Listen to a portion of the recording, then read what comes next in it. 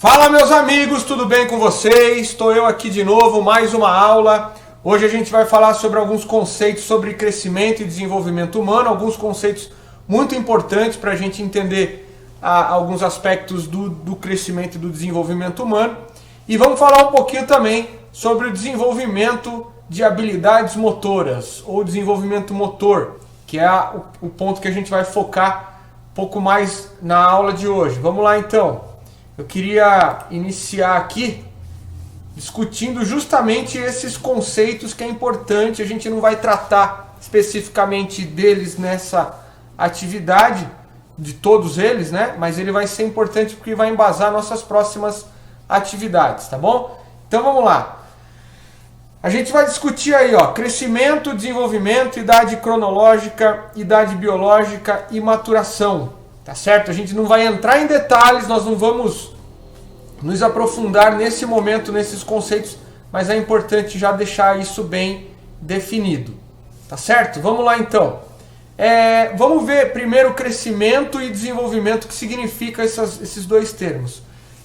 É natural que em alguns momentos a gente confunda esses conceitos e entenda eles como sinônimos. Na verdade eles não são sinônimos, mas eles são usados em conjunto. Normalmente a gente vai se referir, né, ao processo como um processo de crescimento e desenvolvimento. Mas vamos definir para ficar mais fácil para entender. Então vamos lá, o crescimento ele tem relação com o aumento do tamanho. Então o conceito ele acaba sendo até bem simples e intuitivo. Então dá uma olhada lá. Ó. Tem relação com o aumento na quantidade de células. Esse é um processo conhecido como hiperplasia, o aumento da quantidade de células corporais. Tá? O segundo ponto ali, ó, também tem relação com o universo celular, né? Tem relação com o aumento do tamanho das células. O aumento do tamanho das células a gente chama de hipertrofia. Então, aumento da quantidade de células, hiperplasia. Aumento do tamanho da célula, hipertrofia. Esses dois processos, eles estão inseridos dentro do conceito de crescimento. Tá? E também a gente vai entender como crescimento o aumento das substâncias intracelulares, né? Aqueles componentes, aquelas substâncias que compõem, que compõem a célula, os tecidos em geral. O aumento do tamanho corporal, quando você fala assim, mas o crescimento não é aumento do tamanho do corpo, como você disse? Sim, mas o aumento do corpo ele só acontece porque está havendo esse processo em nível celular. Tá? Então quando a gente fala de crescimento, realmente nós estamos nos referindo ao aumento da estatura, aumento do volume corporal, das dimensões corporais de uma forma geral, da densidade, né, dos tecidos e tudo mais. Porém esse processo ele começa no nível celular. Então a gente pode entender como crescimento todo esse conjunto de fenômenos, tá? Que começa no micro, mas você observa também no macro, tá certo? A gente vai ver alguns aspectos muito importantes do crescimento mesmo, né? Que a gente, quando a gente entrar nesse ponto.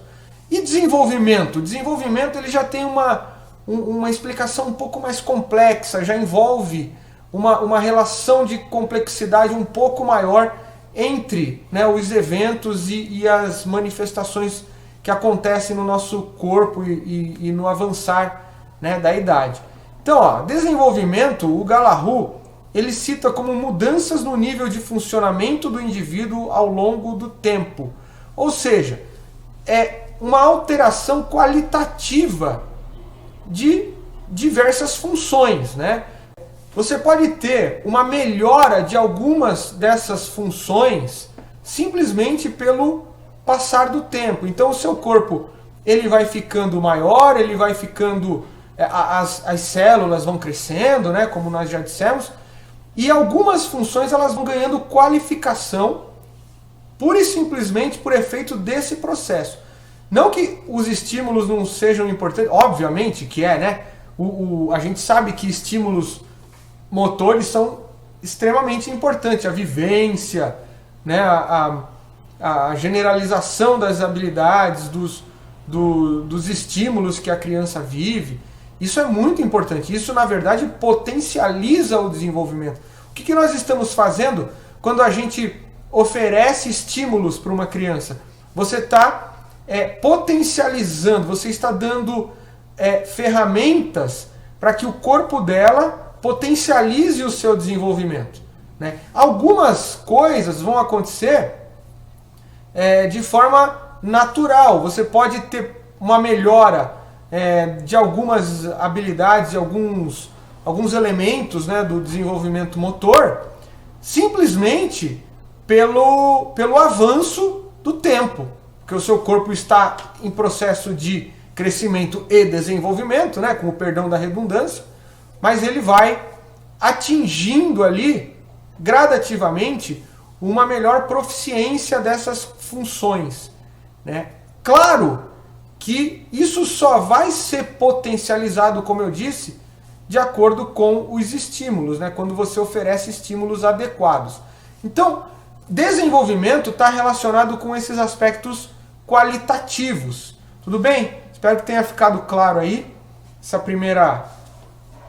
primeira conceituação. E agora a gente vai ver idade cronológica e idade biológica. Qual que é a diferença entre idade cronológica e idade biológica? Idade cronológica é mais fácil de entender. É aquela que a gente conta o tempo. O seu aniversário, né, o dia do seu nascimento, seu aniversário, marca o dia que você nasceu. A partir daí você começa a contar o tempo, a sua idade, cronologicamente. Apesar de ser simples o conceito, ele é muito importante porque é a partir da idade cronológica que a gente observa alguns fenômenos esperados do processo de desenvolvimento. Portanto, é muito importante a gente ter em mente esses padrões de desenvolvimento para poder fazer essa relação com a idade cronológica. Vocês vão ver que muitas avaliações do desenvolvimento levam em conta a idade cronológica para poder adequar aquele estágio do desenvolvimento, né, com o momento de vida. E a idade biológica? A idade biológica tem relação justamente com o tempo, com o timing, com o ritmo do desenvolvimento de diversas funções do nosso organismo, diversos sistemas do nosso organismo. Então vamos lá. A idade biológica fica mais fácil quando você fala do processo de maturação. Então, algumas crianças vão entrar num processo de maturação, vão entrar na puberdade um pouco antes que as outras. A idade biológica, ela pode variar em relação à idade cronológica. É claro que alguns eventos, ou melhor, os eventos, né, do desenvolvimento, você espera que ele aconteça dentro de um determinado período cronológico. No entanto, ele não é um período estático. Ele vai acontecer principalmente de acordo com a genética. Pode ter uma variação entre indivíduos e uma variação razoavelmente grande até em alguns casos.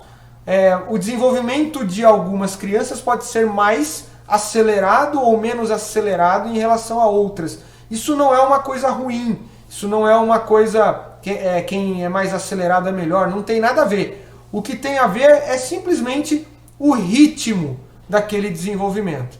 Tá? Então, você vai perceber que o principal meio, né, de avaliar o desenvolvimento é a maturação. Talvez a mais usada, a maturação sexual, né, é a mais utilizada, é a mais clara, provavelmente.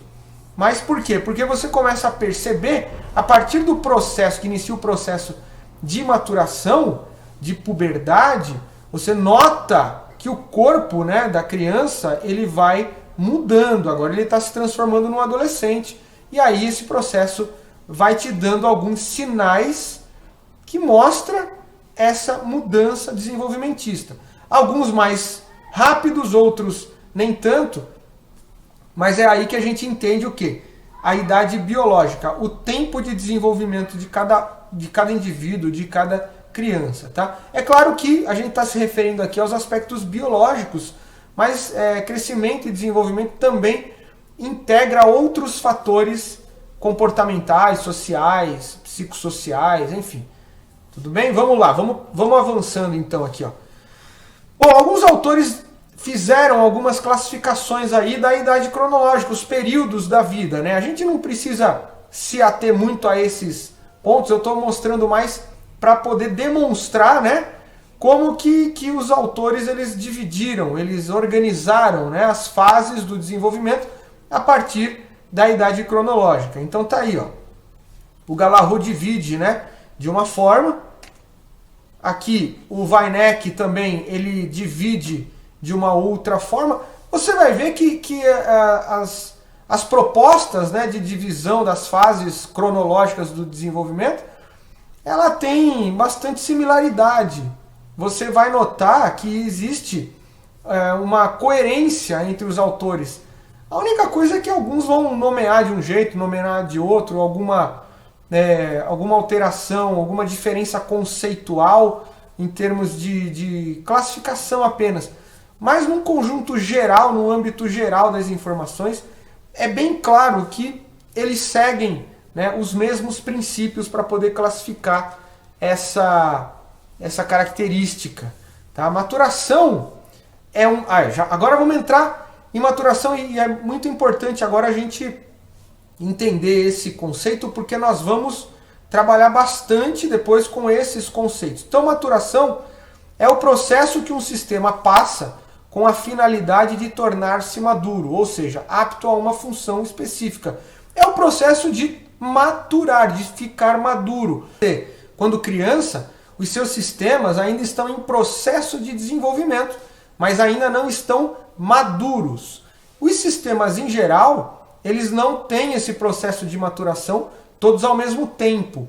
O tipo de maturação mais comum, mais usado em termos de avaliação, em termos de observação, né, do processo de desenvolvimento, é a maturação sexual. Você nota lá quando a criança entra na puberdade, né, começa a se transformar o corpo, né, de uma criança para um adolescente e, posteriormente, torna-se maduro. O que significa a maturação sexual? Significa que aquele organismo, né, aquele indivíduo, ele está pronto para reproduzir, ele é capaz de reproduzir. Isso daí a gente entende como processo de maturação, tá certo? Então agora nós vamos continuar aqui a nossa atividade falando um pouco sobre desenvolvimento motor. Então agora a gente vai entrar nos aspectos do desenvolvimento motor e vamos conceituar muitas coisas, iniciando pela psicomotricidade. A psicomotricidade é um campo de estudo muito amplo, muito profundo, mas nesse momento a gente vai passar por alguns conceitos importantes para poder estruturar a construção do nosso conhecimento sobre isso. É claro que dá para aprofundar muito mais dentro desse campo de estudo, tá? Então vamos lá, ó. A psicomotricidade ela pode ser definida da seguinte forma. Eu vou passar aqui algumas definições de diferentes autores para a gente poder avaliar isso e discutir um pouquinho, certo? É a ciência que estuda o homem através do seu corpo em movimento em relação ao seu mundo interno e externo. Estuda as possibilidades do homem de perceber, atuar e agir com o outro, com os objetos e consigo mesmo. Certo? Espero que tenha ficado claro aí, mas se por acaso você tem alguma dúvida, se você quer refletir, você para o vídeo e lê de novo, né, a definição desse autor para poder fazer uma reflexão, para poder entender um pouco melhor através da sua própria reflexão. O que nós vamos ver aqui, ó? Essa é a definição da Associação Brasileira de Psicomotricidade, tem o site aí, se você quiser consultar, né, tá disponível. Psicomotricidade é um termo empregado para uma concepção de movimento organizado e integrado em função das experiências vividas pelo sujeito, cuja ação é resultante de sua individualidade, sua linguagem e sua socialização. Parece haver, né, uma similaridade muito grande entre as duas definições. E se a gente passa para uma próxima, essa do Vitor da Fonseca, um importante psicomotricista, né, que está lá no livro descrito aí embaixo, você pode observar, né, que vai também junto, né, ele vai concordar de uma forma geral com as outras definições. Olha lá, ó. A psicomotricidade como ciência é entendida como o campo transdisciplinar que estuda as relações e as influências recíprocas e sistêmicas entre o psiquismo e o corpo, e entre o psiquismo e a motricidade, emergentes da personalidade total, singular e evolutiva, que caracteriza os seres humanos nas suas múltiplas e complexas manifestações biopsicossociais, afetivo-emocionais e psicossociocognitivos. Ou seja, ela tem uma relação bem ampla, né, com os aspectos do desenvolvimento humano, não só físico, não só motor, não só social, mas a psicomotricidade ela integra, né, através do movimento, ela integra diversos aspectos do desenvolvimento humano. Saúde, gente! E se a gente der uma olhada com um pouco mais de calma aqui, ó, você vai perceber que a psicomotricidade tem a ver com o eu, né, o conhecimento, a percepção do eu, com o ambiente que eu vivo. Então é uma relação da percepção interna da pessoa enquanto sujeito, enquanto ser humano, com a relação, em relação ao externo, né, com os outros, com o ambiente que ele vive, ou seja, uma relação do movimento com a interação, com as emoções, com o que ele percebe de si mesmo. Então, você vai ver aí que as três definições elas buscam, né, uma abrangência muito grande para poder definir a psicomotricidade. É a relação da psique, que é o seu eu interior, né? Que aí para os antigos tem toda uma questão aí da origem da palavra. Se você for pesquisar, você vai ver que é bem interessante. A gente não vai discutir isso agora por conta de tempo, mas você vai perceber que é essa relação do meu eu interior com o movimento em relação ao meio em que eu vivo. Então, dando sequência aqui, ó, a gente pode relacionar os termos com a nossa prática profissional, né? Aí tem dois termos importantíssimos, tá? Que é trazido aí no estudo da psicomotricidade, que é a filogênese e a ontogênese. Veja, a filogênese é relativo ao desenvolvimento histórico das espécies. Tem mais relação com a evolução, né, da espécie em si, as alterações que foram acontecendo ao longo das gerações, tá? E a ontogênese, ela é uma relação mais focada no próprio indivíduo. Então aquelas modificações, as alterações que vão acontecendo na sua vida, né? Desde o momento ali do nascimento, da concepção, né? Depois o nascimento e ao longo da sua vida. Então são dois tipos, né, de processo que é considerado para entender a psicomotricidade dentro dessa perspectiva, tá? Que é uma perspectiva mais voltada ao entendimento da própria espécie, né, de como nós evoluímos e chegamos a desenvolver esses sistemas neuromotor, cognitivo, né, integrá-los. É uma área que vai buscar, né, os porquês dentro lá da evolução. E a outra, que é a ontogênese, que leva em conta, né, a evolução ou as experiências e as modificações, as características do ser enquanto indivíduo ao longo do seu processo de desenvolvimento. Tá bom, gente? Vamos dar sequência aqui, ó. A gente pode abrir aqui um debate para falar de psicomotricidade, né, na área, no campo da educação física. Como que a gente vai usar esse conhecimento no campo da educação física? Então, vamos ver ali, ó, como o movimento humano está integrado a esses componentes do desenvolvimento. Ou seja, aí eu coloco aí, cada profissional pode defender os seus pontos de vista desde que ele esteja embasado, né, em estudos. Então veja, como que o movimento ele pode estar integrado com o cognitivo? Como que o movimento pode estar integrado com as questões sociais, com as questões neuromotoras, com as questões afetivas e emocionais e também com a aprendizagem? Note que você consegue relacionar o movimento com essas áreas aí do desenvolvimento, com esses aspectos do desenvolvimento. Não estou dizendo que você vai fazer isso de forma separada, o movimento com o cognitivo. Ah, não, então agora eu vou trabalhar o movimento com a socialização. Não, você vai ter isso de forma integrada. Tudo vai estar acontecendo de forma integrada. Obviamente, em algum momento, você pode até dar mais ênfase, né, a um aspecto do que ao outro, dependendo do seu objetivo, dependendo da sua realidade e da situação. Mas não necessariamente você vai ter um só ou dois e os outros não estarão envolvidos. Então é interessante a gente poder entender que numa aula de educação física, que numa aula de movimento, você está integrando os aspectos biológicos, mas além dos aspectos biológicos, cientificamente se tem muitas evidências de que tá envolvido aí outros aspectos do desenvolvimento, e a psicomotricidade ela vem para buscar um entendimento melhor do ser humano, da relação do ser humano com o seu próprio corpo e como isso pode contribuir, pode ajudar no seu desenvolvimento. E nós, como profissionais, devemos agir de forma consciente, de forma embasada, a usar esse conhecimento para potencializar de forma positiva o desenvolvimento dos nossos alunos, né? Aí seja lá se você está na escola, se você está em qualquer ambiente de trabalho, tá certo?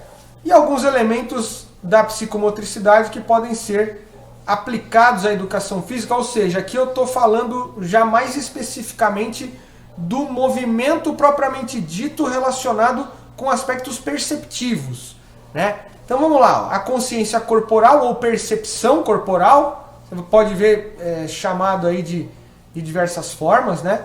O que é? A capacidade de ter consciência do próprio corpo, das suas partes, perceber qual espaço que ele ocupa, o que eu posso fazer com o meu corpo, né? É um processo de descoberta, é um processo de percepção daquilo que o meu corpo é capaz de fazer, como as partes do meu corpo podem interagir para produzir, né, um movimento.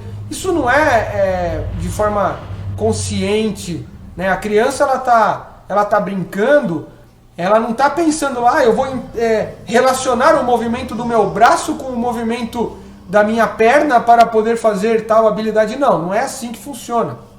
Na verdade, o processo ele é muito mais intuitivo, né? Ela vai descobrindo aos poucos, né, de forma integrada com outros estímulos, o que o seu corpo é capaz de fazer, né? Então ela vai, aos poucos, vai descobrindo. É um processo muito mais de descoberta do que um conceito, né? Então a gente precisa ter isso bem claro, né? Para nós profissionais, a gente tem que saber esse conceito para poder trabalhar de forma adequada.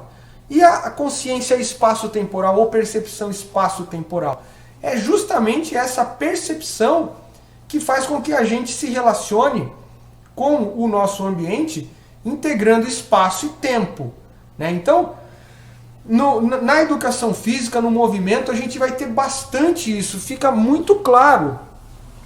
Aí entra muitas variações, né, das questões de temporal. Por exemplo, tem o ritmo, você tem a percepção do tempo propriamente dita, quanto tempo que eu consigo percorrer determinado espaço, ou, por exemplo, se você pega uma coisa mais específica, eu jogo uma bola para uma criança, ela precisa fazer essa relação espaço-temporal para poder agarrar essa bola, porque ela precisa entender em que ponto do espaço a bola está e em que momento ela está, para que ela possa fazer a pegada. Muitas vezes você vê que a criança ainda não tem essa percepção muito bem desenvolvida, apesar que também não tem as habilidades motoras, né? Então está tudo se desenvolvendo de forma integrada.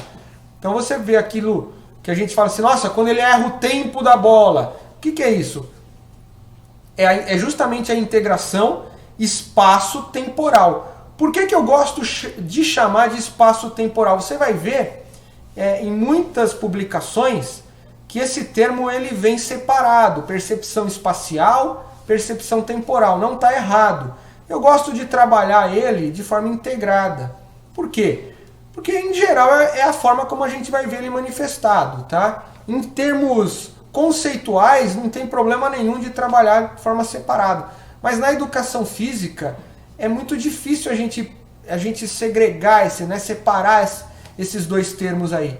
Nós não vamos... E também não é interessante, né? A gente vai trabalhar isso de forma integrada, tá bom? Percepção espacial, percepção temporal. A relação de perceber o seu próprio corpo, né, dentro do espaço e no determinado ritmo em que os eventos estão acontecendo. Uma brincadeira de pega-pega trabalha com espaço temporal, né? Percepção espaço-temporal. Você tem que saber o espaço que você está ocupando, você tem que saber qual espaço você pode ocupar e, ao mesmo tempo, precisa ficar fazendo o tempo todo essa relação para saber que se você correr na direção de um amigo, se você não tomar algumas providências de mudança de direção, né, você pode trombar com ele, porque vai coincidir o momento com o ponto no espaço. Isso parece ser uma coisa meio óbvia, mas é muito importante a gente trabalhar isso na educação física. E a lateralidade também aí vai ter uma infinidade de manifestações e variações. A lateralidade também pode entrar aí como um aspecto da psicomotricidade. Direita, esquerda, em cima, embaixo, longe, perto, frente, atrás. Então, todos esses conceitos, que na verdade não devem ficar só no campo do conceito, ele vai também ter a sua aplicação prática. Então, tudo isso vai estar ali dentro do campo da psicomotricidade. E a coordenação motora, de uma forma geral, né? Mas também por estar fazendo uma relação com as percepções, a coordenação, mais especificamente, a relação a coordenação visomotora, né? A relação da visão com o movimento. Então, coordenar, né, o movimento de acordo com aquilo que você interpreta, com aquilo que você capta. Tudo bem, gente?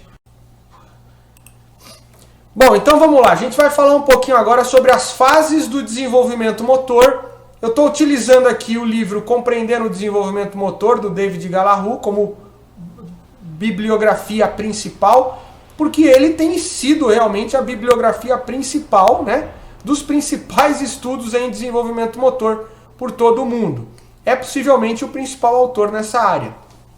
Então a gente vai entender um pouco o modelo proposto por Gallahue. A gente vai ver aí, ó, o modelo da ampulheta, tá? Que é muito utilizado principalmente para quem trabalha com criança e adolescente. Então veja, agora a gente vai ver uma classificação aqui das habilidades, né? Uma classificação do desenvolvimento motor um pouco diferente daquela dos autores da aprendizagem motora, do controle motor, tá? Porque aqui ele está vendo pela perspectiva do desenvolvimento. Lá ele tinha uma perspectiva muito mais voltada à aprendizagem do que ao desenvolvimento propriamente dito, certo? Então agora, o que a gente vai notar aqui? Que vai ter outros tipos de classificação de habilidades motoras, né? Porque agora a perspectiva muda. Ali a gente viu habilidade discreta, contínua, seriada, fina, grossa, aberta, fechada, lembra? Aquelas divisões de acordo, né, com cada classificação. Agora a gente vai ver aqui, ó. Vamos começar aqui, ó, pela parte inferior aqui da ampulheta. A gente já vai entender por quê, né, o modelo da ampulheta, ó. Fase dos movimentos reflexos, nós vamos ver isso aqui com calma, tá? Que vai aqui, ó, ele divide aqui, né, em períodos. Dentro de cada estágio aqui, dentro de cada fase do desenvolvimento, ele também divide alguns períodos. Aí você passa para a fase dos movimentos rudimentares, né? Então aqui vai do momento zero, ou seja, do nascimento, que na verdade começa antes do nascimento, mas para convencionar, para ficar mais fácil, considera-se aqui o nascimento até o término ali, em torno, né, do primeiro ano de vida. A gente vai entender também, como você já viu, o desenvolvimento ele pode variar, né? Então não tem um momento exato. Existem momentos em que são esperados alguns eventos desenvolvimentistas, certo? O segundo momento aqui, ó, a segunda fase, ele vai chamar da fase dos movimentos rudimentares, que aí é uma fase que vai mais ou menos ali até o do segundo para o terceiro ano de vida, tá certo? Depois entra no que talvez é a fase mais conhecida ou mais estudada, não, a mais estudada não, porque todas elas são, mas a fase mais interessante para aqueles que trabalham, né, com criança, que é a fase dos movimentos fundamentais. Essa fase dos movimentos fundamentais, ela é muito importante. Por quê? Porque já é um momento onde as crianças começam a ganhar autonomia motora, elas começam a ter mais disposição, né, para as atividades motoras, e é um momento onde o profissional de educação física atua com muita ênfase. Tá? Então veja só, lembrando aqui, ó, só para poder contextualizar, toda fase ela embasa a segunda, ou seja, se você tiver um déficit em alguma dessas fases, você automaticamente compromete o bom desenvolvimento da seguinte. Então ela é sempre construída de forma que uma vai dar sustentação, vai dar base para a próxima. Portanto, a gente não deve pular fases, não devemos acelerar o processo e nem antecipar nenhum tipo de situação, né? Especializar precocemente, nada disso.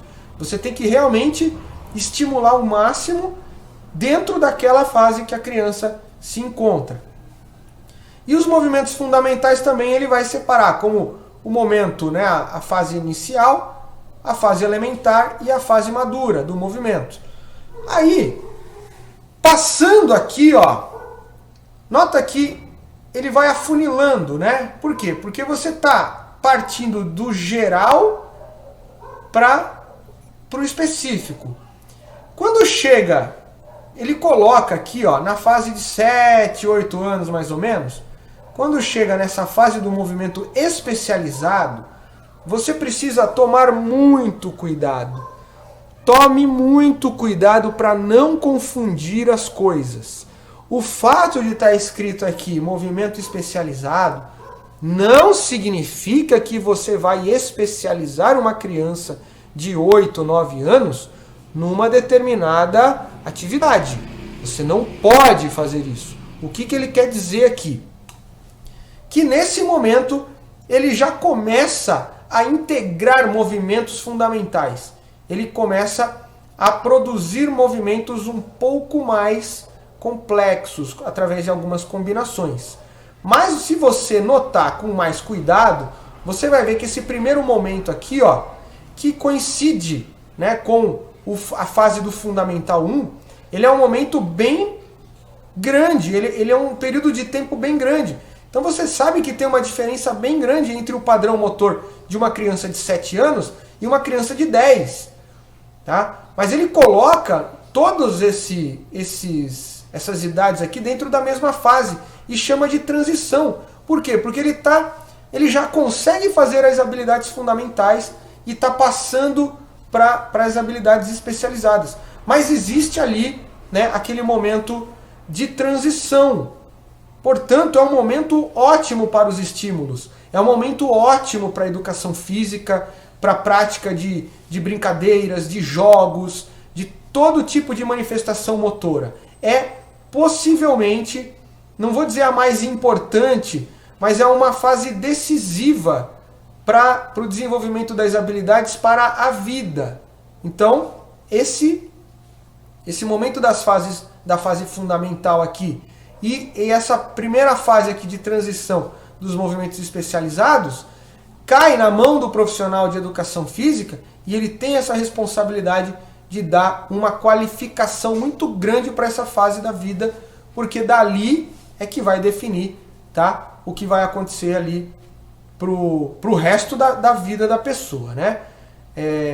Então, passando por essas fases aqui, você vai ver que o autor ele fala que ele pode utilizar isso aqui ele foi para a vida, né? Aqui seguiu a vida e você passa pelo gargalo da ampulheta e você pode utilizar como competição. Você pode ser competitivo e ser competitivo Pode ser um atleta, pode ser uma bailarina, pode ser alguém que use, né, a sua motricidade, o seu movimento como profissão.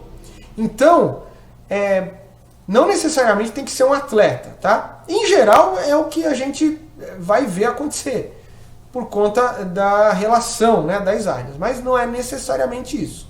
E aí ele pode também utilizar isso de uma forma genérica ao longo da sua vida e de uma utilização recreacional, ou seja, é aquela pessoa que usa o movimento como prazer, como um bem-estar. Essas duas aqui têm muito relação com a saúde, então às vezes você pratica uma atividade física para o desenvolvimento da sua saúde, para o desenvolvimento do seu bem-estar, e não necessariamente porque você está competindo ou está buscando uma performance específica em alguma coisa.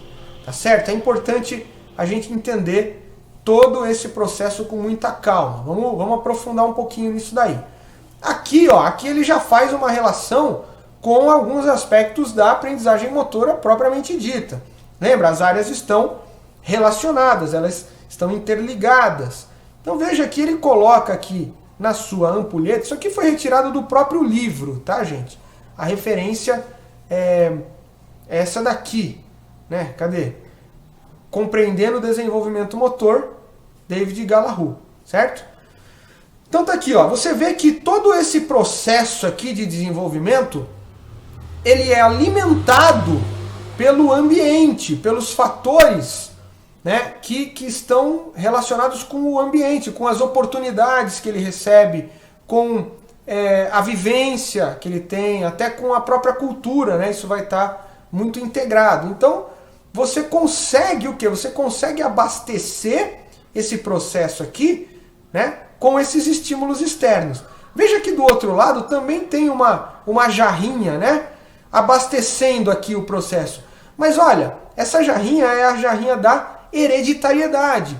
É o quanto que os fatores genéticos vão interferir nesse desenvolvimento aqui.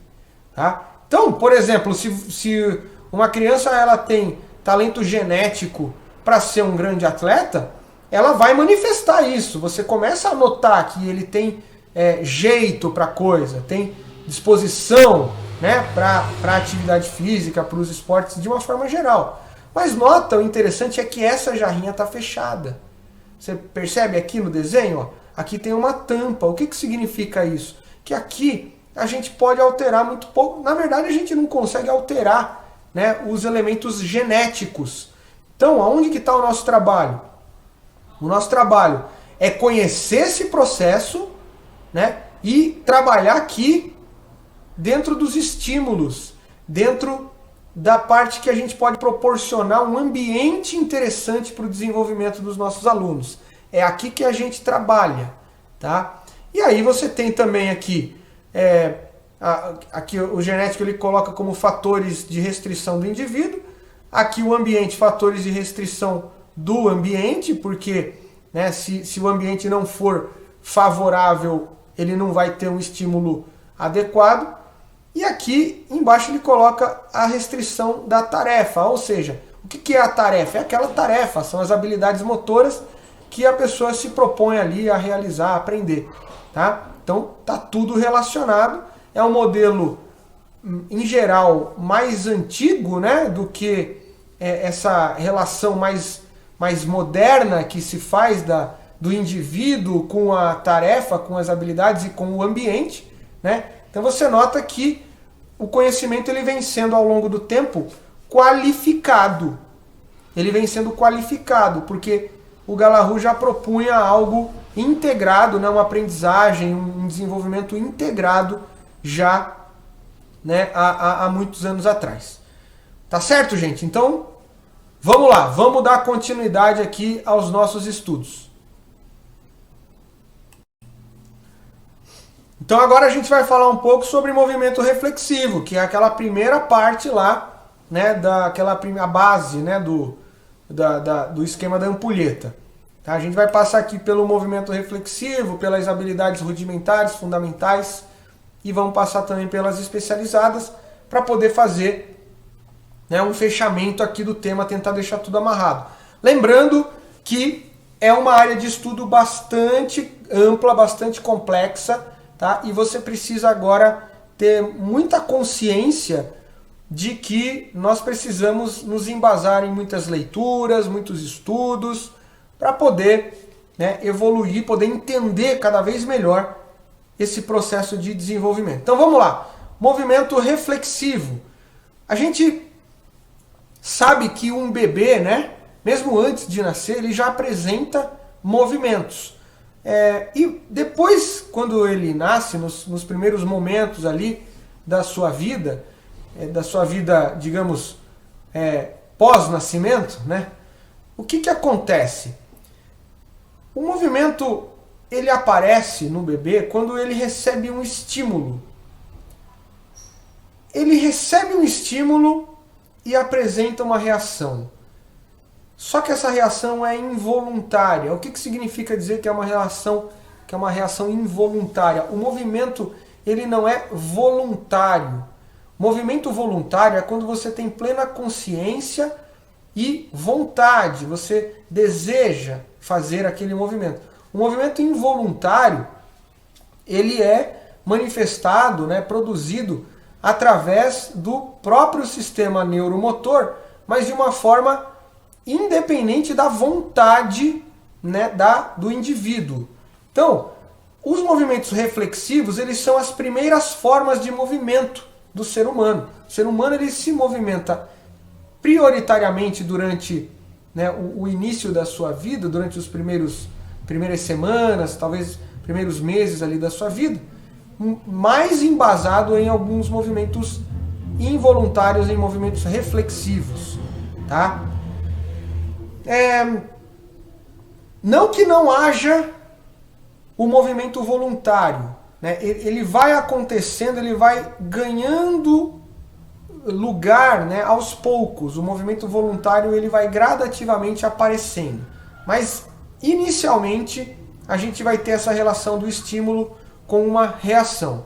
Então vamos ver os tipos de reflexos que um bebê pode apresentar. Primeiro, sim, são os reflexos primitivos. Ele tem mais relação com sobrevivência, né? Alimentação e proteção.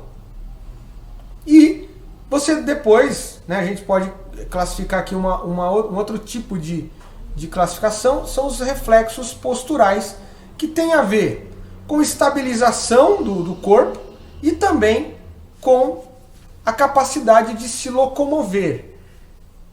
A gente está falando de reflexo, a gente está falando principalmente dos primeiros meses de vida, que vai até em torno do primeiro ano de vida, esses movimentos, essa manifestação reflexiva. Aqui a gente vê aqui, ó, dois exemplos já, né, de reflexo. Então veja, o reflexo do nadar, né, você coloca o bebê no meio líquido e ele já apresenta o reflexo daquele movimento de nadar. Porque, além de ser uma questão de sobrevivência, né, que ele não pode afundar ali na água, ele também busca se locomover, se sustentar para poder manter ali, né, a sua cabeça fora d'água, e assim ele tem esse movimento, ele apresenta, né, esse tipo desse reflexo.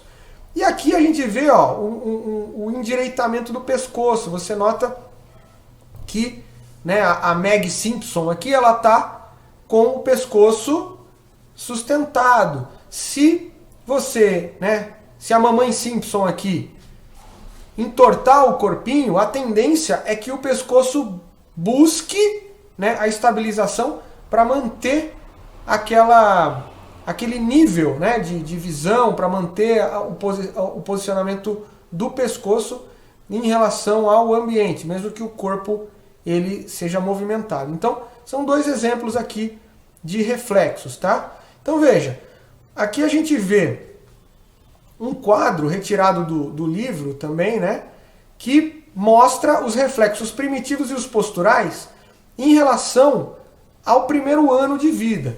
Então nota que cada xizinho aqui representa que ele está presente, né? Então, tem vários tipos de reflexo aqui, cada um com um nome, né? Então, qual que é a ideia do reflexo? Vamos dar um exemplo aqui. O reflexo de sucção, por exemplo. Você coloca, né, o dedo, por exemplo, na boca do bebê e ele vai ter aquele reflexo de sugar. Por quê?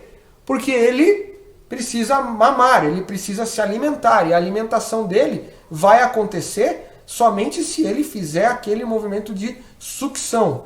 Então, é um movimento, é um reflexo primitivo, porque tem relação com a sobrevivência, com a alimentação.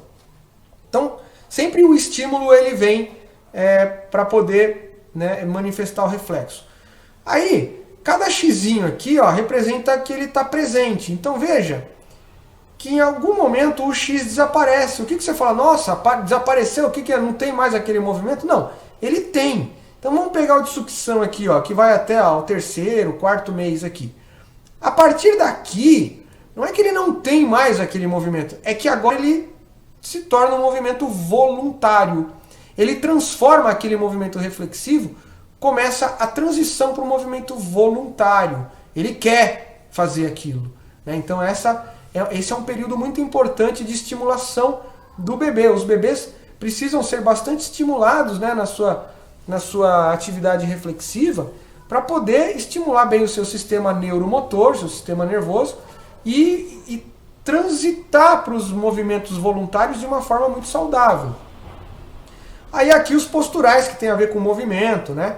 Então veja que no início, né, nos primeiros meses, predomina um pouco mais os primitivos, e depois predomina um pouco mais os reflexos relacionados com locomoção. Mas eles estão presentes de uma forma geral, é apenas uma pequena tendência, né, num momento e em outro momento aqui. Certo? Engatinhar, ó, é reflexo. Você coloca a criança na posição, o bebê na posição, e ele vai fazer o movimento de engatinhar ali até seu terceiro, quarto mês de vida. A partir dali ele começa a buscar o movimento, né? Ele começa a procurar, a tentar realizar por si só essa ação, tá certo? E aqui um quadro do livro do Malina, né, e Bouchard e Baror, que é um livro muito bom sobre os aspectos biológicos do desenvolvimento, a maturação, né? Então, eu recomendo que se estude também esses autores aqui. Então ele coloca num gráfico aqui, ó. Então veja, no começo, aqui representa, né, aqui a idade cronológica. Então aqui é o nascimento, aqui seria 0, né? Aqui 3 meses, 6 meses e 12 meses. Então, ó, veja que a atividade reflexiva relacionada aos aspectos primitivos, né, dos reflexos, elas são muito mais ativas aqui, ó. E depois, conforme o tempo vai passando, o bebê vai crescendo, né, os reflexos primitivos vão deixando de existir e os reflexos posturais vão ganhando seu espaço, tá? Essas ações motoras definitivas aqui é quando o bebê ele toma, né, a condição de realizar aquele movimento. Por exemplo, o engatinhar, um pouco mais à frente o caminhar, depois o correr. Então, é aquilo que fica. É importante a gente saber o quê? Que os reflexos, voltando aqui, ó, eles precisam ser inibidos. Eles precisam ser inibidos para dar origem ao movimento voluntário, tá? Então, quando chega aqui em torno dos 12 meses aqui, ó, esses reflexos aqui eles vão começar a deixar de existir para dar início às habilidades rudimentares, a habilidade voluntária. Então tá aqui, ó, mais uma ilustração aqui mostrando. Então veja, em qualquer posição aqui que a mamãe segura o seu bebê, note que ele, né, ele faz um endireitamento, ó, ele procura manter sempre o nível aqui da visão no mesmo plano. Tá? Isso é um reflexo. Isso é um tipo de reflexo. Aqui vai ter outro. Ó. Esse daqui é o reflexo do pisar, que vai dar origem, né, ao reflexo do caminhar, que posteriormente vai se transformar na caminhada voluntária. Então você estimulando, ó, o bebezinho aqui, ó, a partir do momento que ele toca o pé no chão, ele quer pegar, né, entre aspas, ele quer pegar aquele chão com o pé, ele quer sentir. Por isso é importante proporcionar esses estímulos, a percepção. O bebê sentir o chão, sentir o ambiente, ter estímulo, né? Aquele andador, pelo amor de Deus, aquilo jogue fora. Nunca use um andador, porque o andador ele tira o estímulo do bebê. Ele coloca o sistema nervoso do bebê numa condição de eu não preciso trabalhar, eu estou na zona de conforto, eu não preciso fazer nada. Então, ele já está de pé. Para que o sistema nervoso precisa aprender? Para que o sistema nervoso integrado com o motor precisa fazer conexões para aprender aquilo se ele já está? Né? Então, andador, a artificialização, artificializar o movimento de qualquer forma, né? Não se deve fazer. O andador é o principal exemplo. Passou o motoqueiro. O andador é o principal exemplo, né, do que nós não devemos fazer, tanto que, se eu não me engano, já deve estar até proibido isso daí, eu não sei, mas se tiver proibido, foi tarde, né? Nunca se deve usar. Então, aqui também tem mais um quadro aqui, né, que o autor apresenta. Ele coloca aqui a tarefa, coloca aqui as características e mais ou menos em que fase que isso é esperado, que esse fenômeno, que esse evento, né, é esperado. Aqui também, ó, tarefas de locomoção. Aqui a gente está falando de tarefas de estabilidade, né, estabilizar o corpo. Então antes de correr, você precisa andar. Antes de andar, você precisa engatinhar. Mas para engatinhar você tem que manter a estrutura do seu corpo, você tem que manter o seu corpo estável. Como que você vai andar se você não mantém o pescoço e o tronco estável? Então a gente precisa, né, fazer todo esse processo, toda essa sequência lógica de eventos para entender como o movimento se qualifica ao longo do tempo, certo? Para poder também dar o estímulo certo no momento certo, né? Então aqui, ó, aqui são tarefas de locomoção.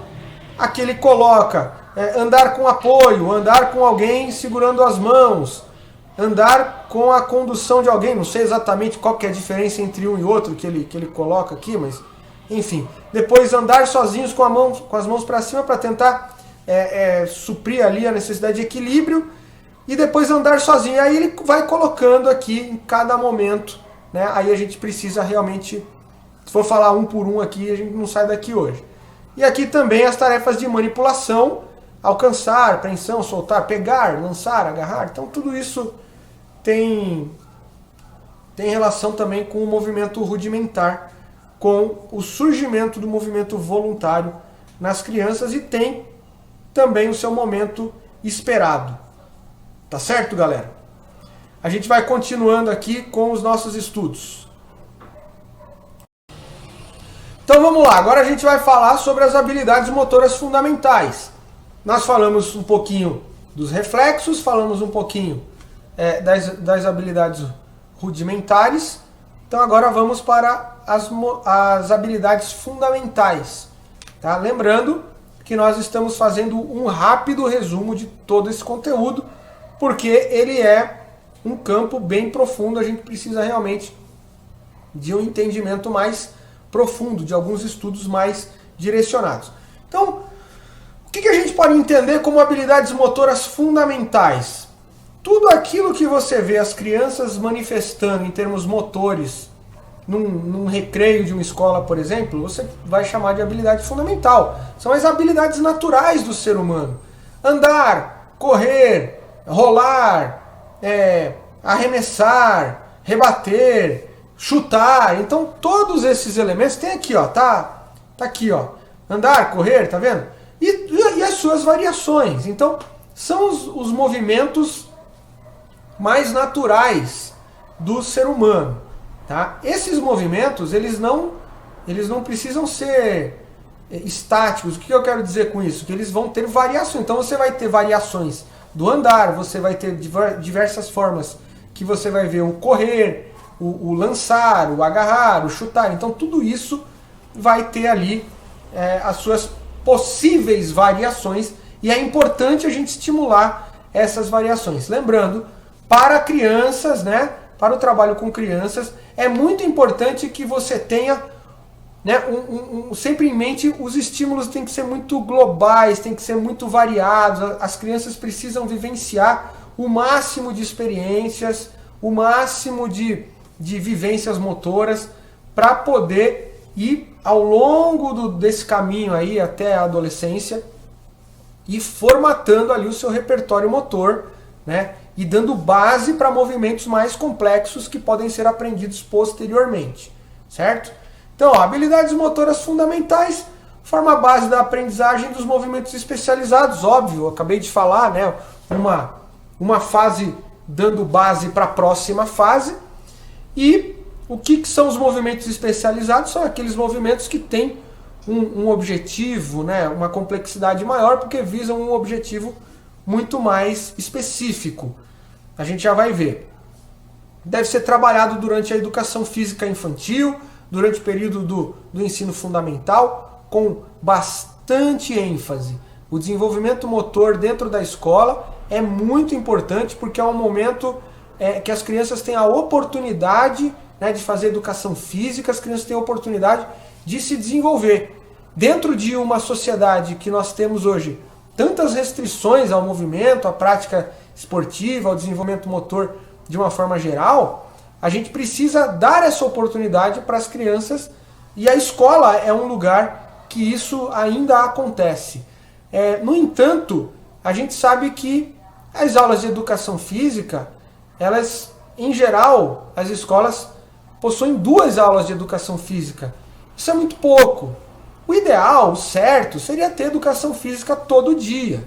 Aí sim você ia realmente poder suprir essa necessidade de uma forma mais adequada. Mas a gente sabe que não. A gente sabe que o movimento dentro das escolas ele está restrito. Então a gente precisa ter isso em mente e usar ao máximo a aula de educação física, né?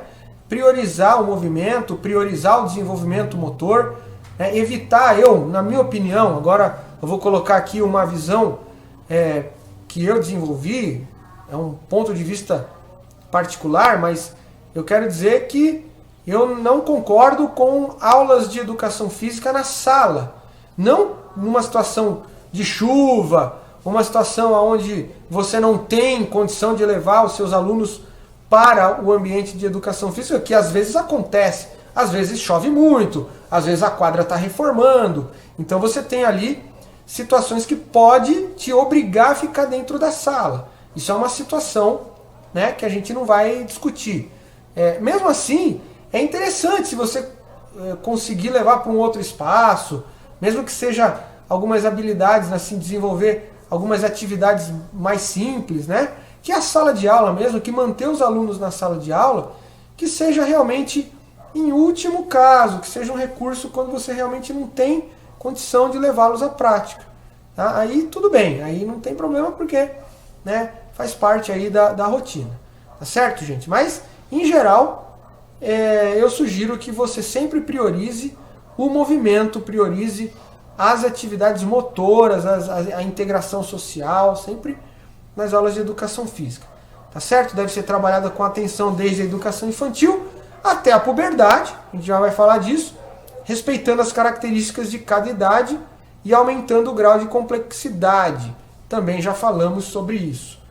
Seguindo aqui, o autor ele divide as habilidades motoras, né, as habilidades fundamentais, ele divide aqui em habilidades de estabilização, habilidades de manipulação e locomoção. Aí você vai perguntar, por que ela está separada? Por que a estabilização está separada aqui? Isso aqui fui eu que coloquei assim, para a gente poder ter uma visão um pouco mais clara de como as coisas acontece. Então veja, vamos ver o que são habilidades de locomoção. Andar, saltar, correr, são todas habilidades de locomoção, onde você se locomove em relação ao espaço. E o que são habilidades de manipulação? Agarrar, lançar, rebater, chutar, né, que apesar de ser com o pé, mas você está interagindo com um objeto.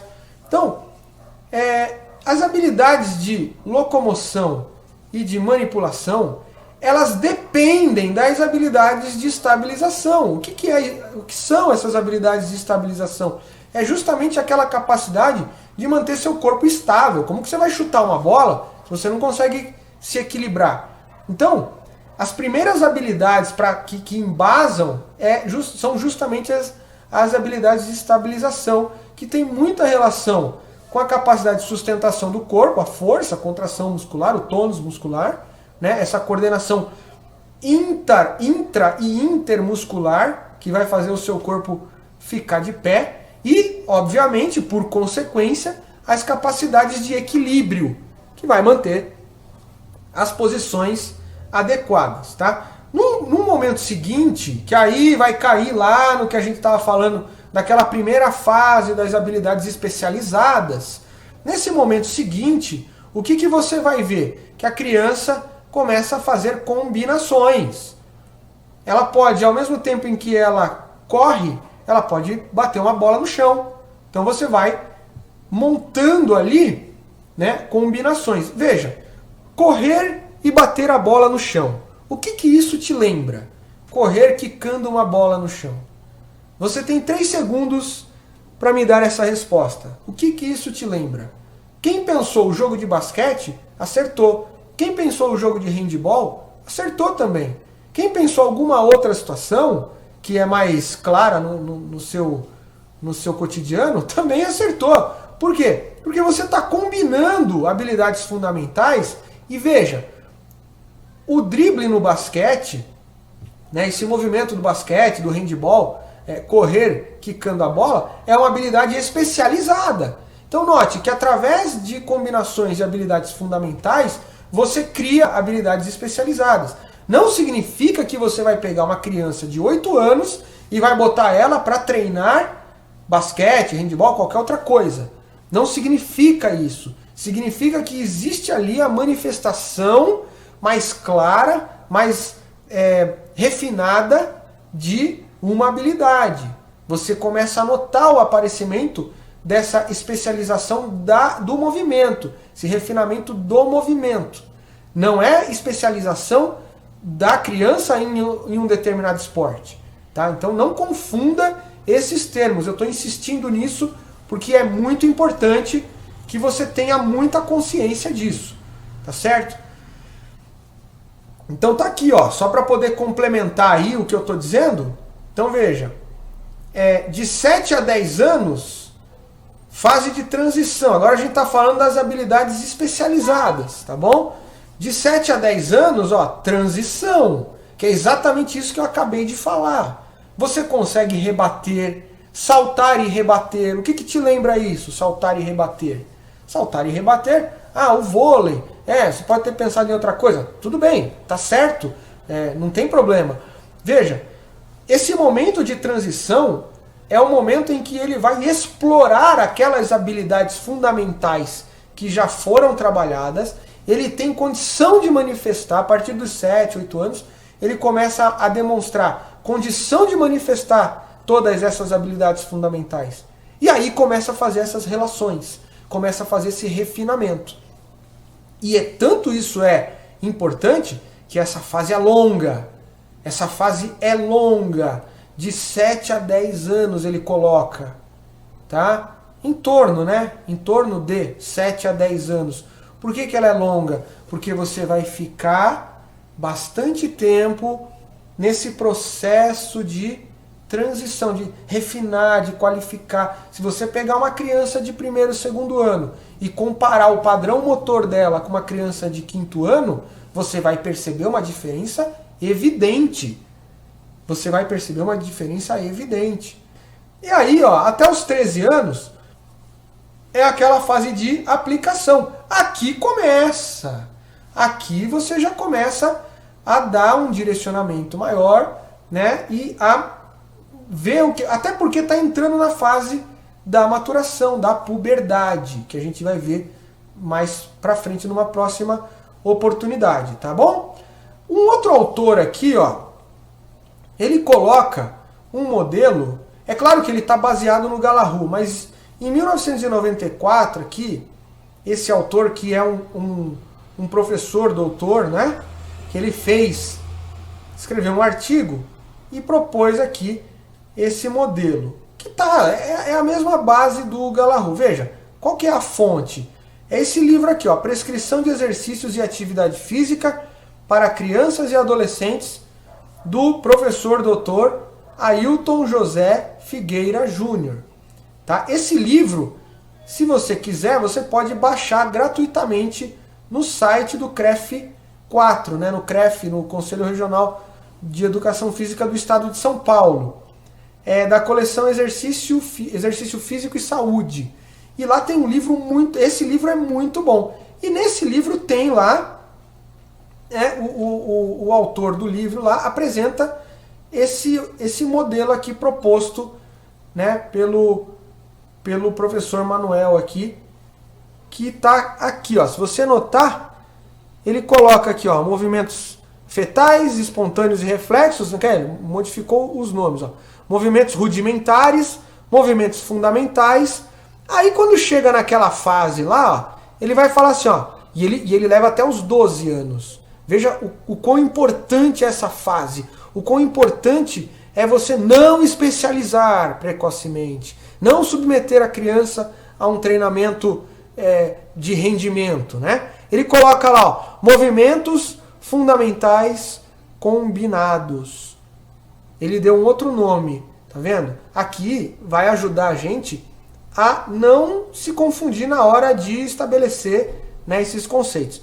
E aí, ó, movimentos culturalmente determinados. É claro, se você está no Brasil, você vai ter uma tendência muito maior a jogar futebol do que um outro esporte. Se você estiver num país com uma outra cultura, você vai seguir, né, provavelmente aquela cultura de onde você está. Tá bom? Então aqui, ó, habilidades especializadas. O que você vai ver aqui? Né? Eu coloquei aqui, ó, o estágio de transição e a característica. São as primeiras tentativas de refinar e combinar habilidades proficientes. E aqui a gente, lembrando aqui, ó, que nós estamos aqui, tá, ó, de 7 a 10 anos, ó, fase de transição. Isso daqui ele já domina e agora tá, né, refinando. Começa um processo de refinamento, de combinação dessas habilidades. O estágio de aplicação é uma melhoria da proficiência das habilidades, maior consciência de si mesmo, ou seja, ele começa a ter uma consciência maior do que ele é capaz, das suas próprias limitações, das suas capacidades, o que ele consegue e o que ele é limitado. Eu estou falando do indivíduo, tá? E bate com, né, o início da maturação biológica. Essa fase de aplicação aqui, ó, voltando aqui, de 11 a 13, 14 anos, é um momento em que começa, onde pode, veja, não é que começa, é que pode acontecer um direcionamento.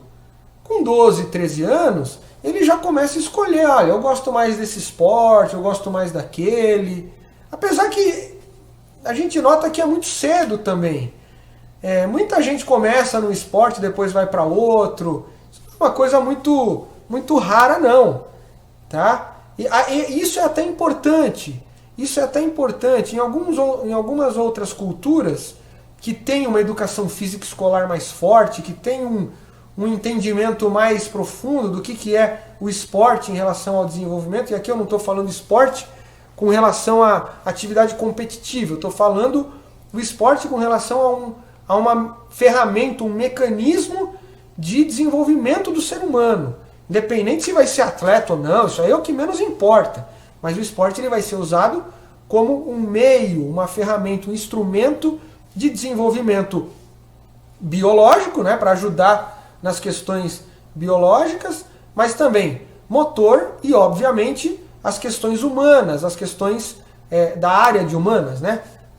Socialização, o entendimento do eu com o ambiente em que eu vivo e do eu com o outro, né? Ou com os outros, no caso, essas questões psicossociais. Então tá tudo relacionado, comportamental, né? Aí entra a relação. Então você, numa aula de educação física na escola, ou qualquer aula, né? Não precisa ser de educação física. Qualquer professor dentro de uma escola, ele vai lidar o quê? Com o relacionamento dos seus alunos. E ali pode acontecer, né, de tudo.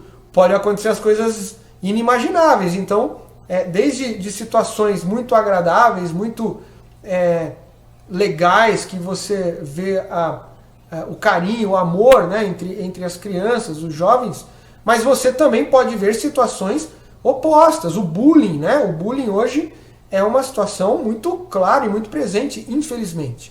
Tá certo? Então, o esporte, quando ele entra, né, em alguns países ele entra como um instrumento visando esse tipo de coisa, ele é usado de uma forma ampla nesse contexto. Então, o jovem, ele fez de tudo.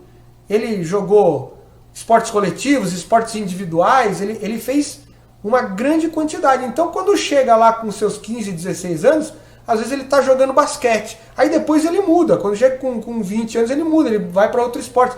Vai para a faculdade e muda o esporte. Então, assim, lá isso assim, mais nos Estados Unidos, né? A gente conhece mais o modelo dos Estados Unidos. Isso é mais comum.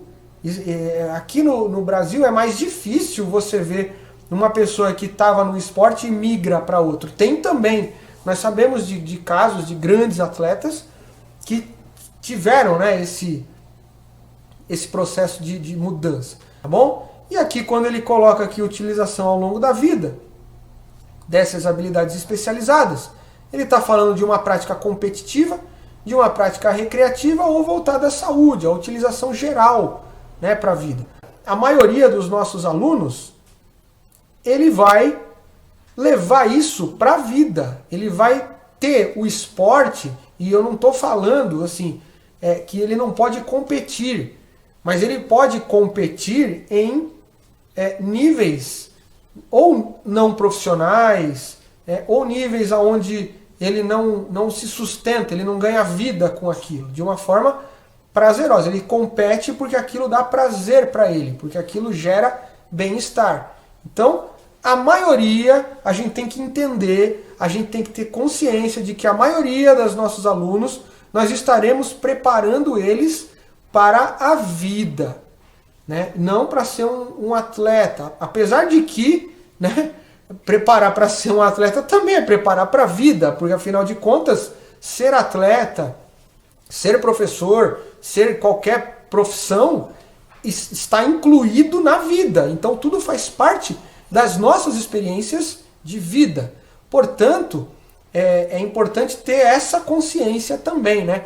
Não é, eu vi alguém que tem talento e aí eu vou socar treino em cima dele, não importa o que ele quer, não importa o que ele sente. Não é assim que deve funcionar. Isso a gente sabe que ainda, infelizmente, acontece, mas não é assim que deve funcionar. Tá certo, galera? A gente precisa ter bastante consciência com a prática, com o desenvolvimento dos nossos alunos e com a prática de educação física consciente por parte do professor.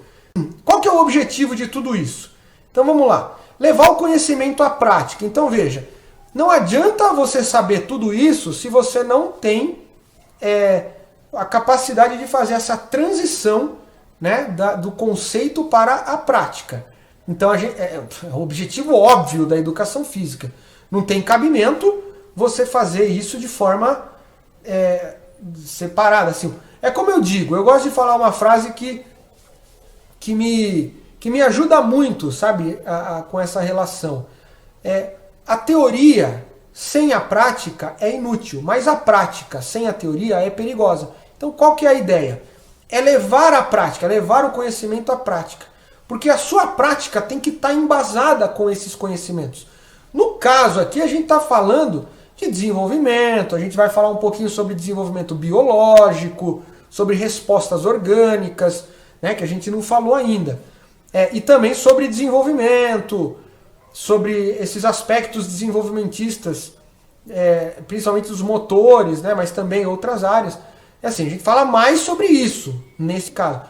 Mas é importante também ter conhecimento de áreas psicossociais, comportamentais, né, que eu já falei aqui. Então não é uma coisa só. O seu conhecimento ele vai, né, tendo que ganhar corpo, né, com diversas áreas, com diversos campos aí do conhecimento.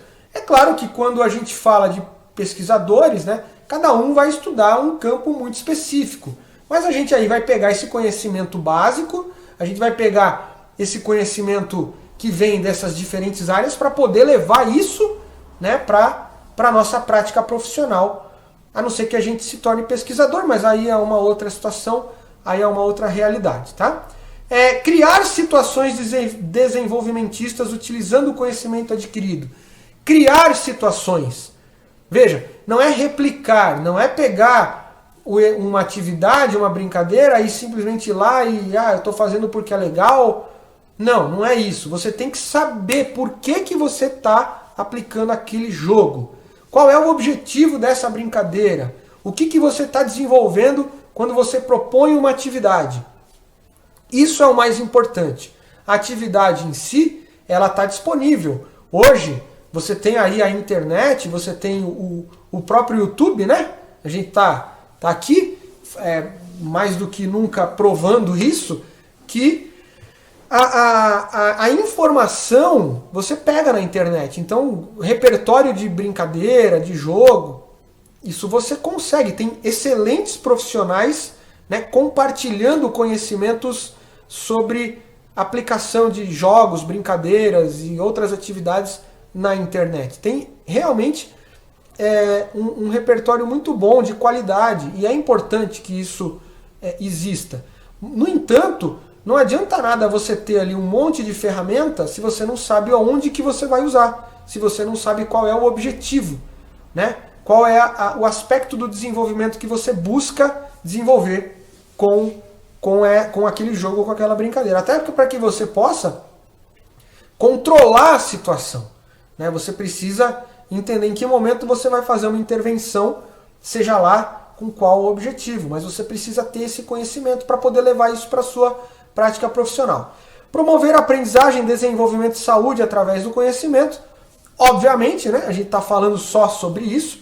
Lembrando que os aspectos da saúde também são muito importantes, né? Hoje tem crianças aí, um grande número de crianças desenvolvendo sobrepeso, desenvolvendo algumas doenças crônicas que antes eram raras, né? A gente nem se falava sobre algumas doenças crônicas aí em crianças. E hoje a gente já vê isso com mais frequência. Então é importante também ter em mente que a educação física, tanto na escola como em qualquer outro ambiente, né, na área do bacharel, importante saber que serve também para a saúde.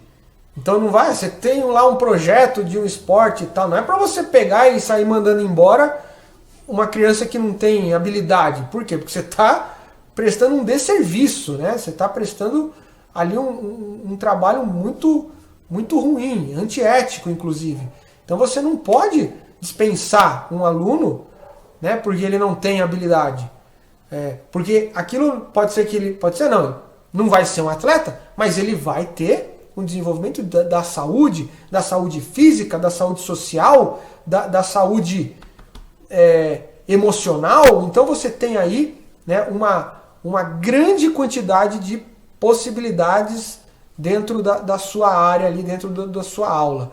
E como eu disse aqui, utilizar os recursos para aplicar o conhecimento adquirido. Eu acabei de falar, brincadeiras, jogos, atividades, danças em geral, ou seja, tudo que você pode usar ali para poder dar a sua aula e por trás, né, escondido, de uma forma ali subjacente, de uma forma embutida nessa atividade, está todo esse conhecimento. É como um iceberg, né?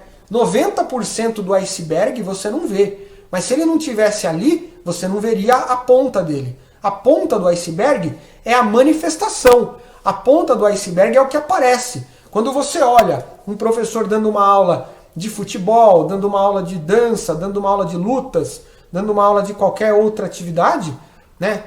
O que você está vendo ali? Você está vendo a ponta do iceberg, você está vendo o que aparece. Agora, o quanto que aquele professor estudou para poder aplicar aquelas atividades com coerência e com conhecimento, isso você não vê. Isso a gente não vê ali no processo da aula, né? E às vezes até vê, se você tiver um pouco de senso crítico, um pouco de observação, você consegue ver isso sim. Tá bom, gente? Então, a gente fica aqui.